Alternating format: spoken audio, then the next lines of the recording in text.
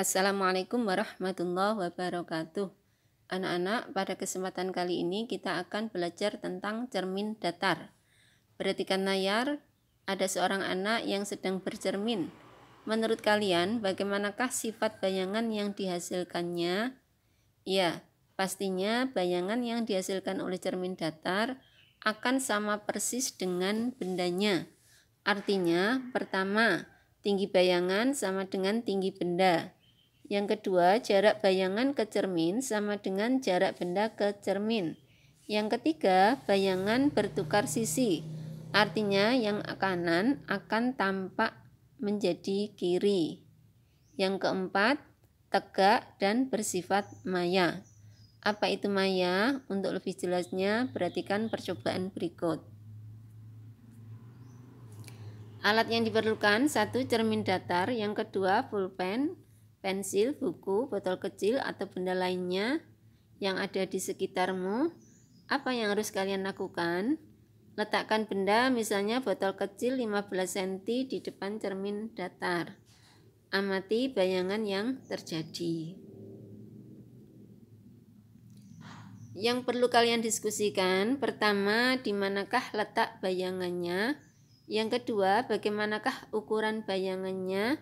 Yang ketiga, bandingkan jarak benda terhadap cermin dan jarak bayangan terhadap cermin. Apa kesimpulanmu? Pada saat menentukan bayangan pada cermin datar melalui diagram sinar, titik bayangan adalah titik potong berkas sinar-sinar pantul. Bayangan bersifat nyata apabila titik potongnya diperoleh dari perpotongan sinar-sinar pantul yang konvergen atau mengumpul. Sebaliknya, bayangan bersifat maya apabila titik potongnya merupakan hasil perpanjangan sinar-sinar pantul yang divergen atau menyebar.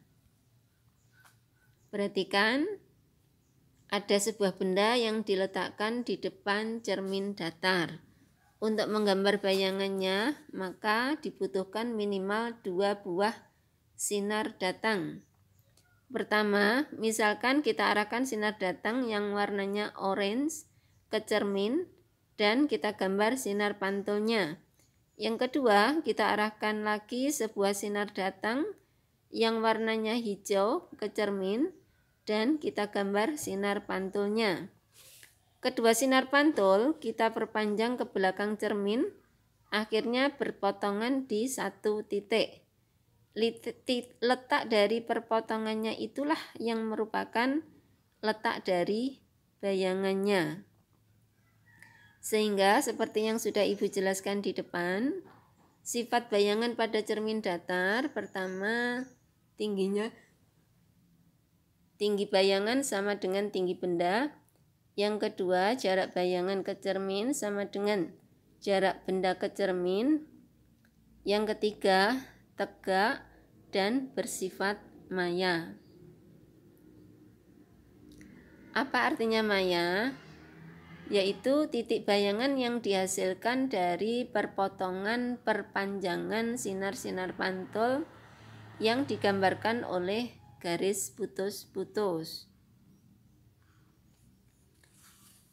Jika sebuah benda diletakkan di depan 2 buah cermin datar yang dibentuk sudut, maka akan dihasilkan jumlah bayangan yang lebih dari 1. Perhatikan layar.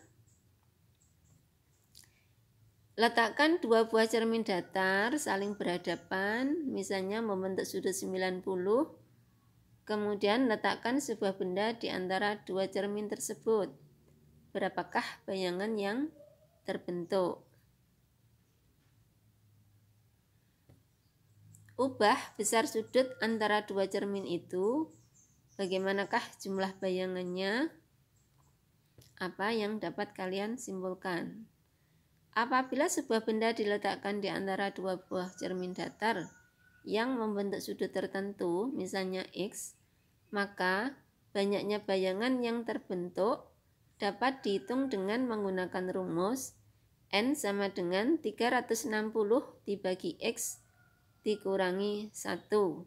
Sebagai contoh, misalnya sudut antara dua buah cermin datar tersebut misalnya 60, maka jumlah bayangan yang dihasilkan sama dengan 360 dibagi 60, yaitu 6 dikurangi 1 sama dengan 5. Demikian anak-anak pembahasan tentang cermin datar, semoga bermanfaat. Wassalamualaikum warahmatullahi wabarakatuh.